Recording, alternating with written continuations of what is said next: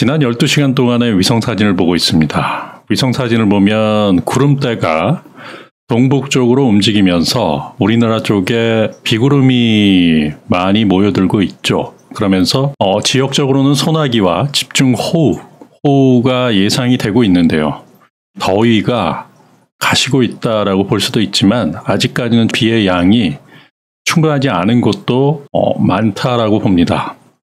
지금 현재 대기의 상황을 보고 있는데 한국 쪽의 저기압 쪽이 계속적으로 발달을 하고 있고요. 해수 온도를 보면 27도 이상으로 계속적으로 유지가 되고 있기 때문에 열대성 저기압이 발달할 가능성이 굉장히 커요.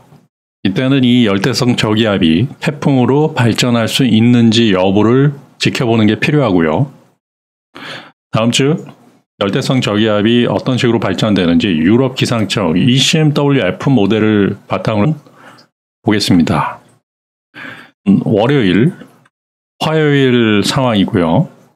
8월 4일 12시, 8월 5일 상황인데 보시면은 8월 5일 중국과 일본 밑에 열대성 저기압이 일정 부분 발달하고 있는 상황을 볼 수 있습니다. 중국 쪽도 그렇고요.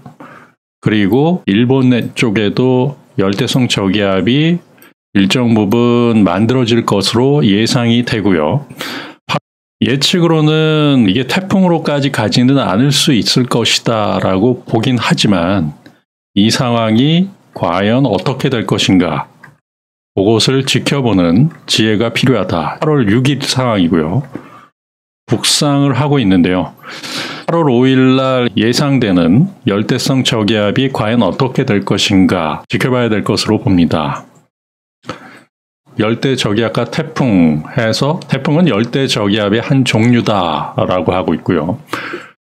중심부근 최대 풍속이 초속 17m 미만일 경우를 열대 저압부다라고 이야기를 하고 있고요.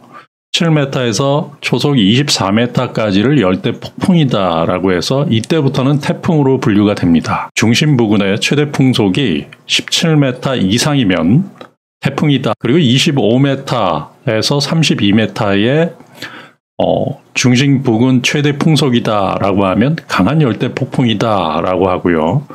초속 33m 이상이다라고 하면 강력한 태풍이다. 태풍이 만들어진다라고 하면 9호 태풍과 10호 태풍이 만들어질 수 있는데요. 작년 같은 경우는 9호 태풍이 마이삭이다라고 해서 우리나라에 상당한 피해를 주었죠. 지금부터 만들어지는 태풍들이 한국에 영향을 줄 수 있기 때문에 상당한 주의를 요한다라고 볼 수 있습니다.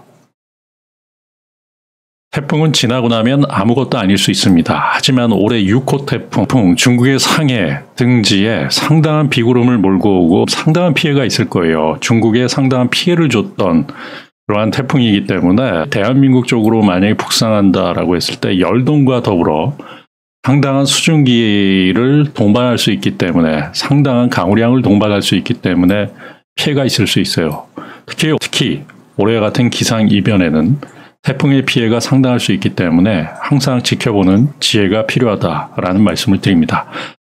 8월 5일 이후 열대성 저기압이 어떤 식으로 변화되는지를 차분히 지켜보시길 바랍니다. 감사합니다.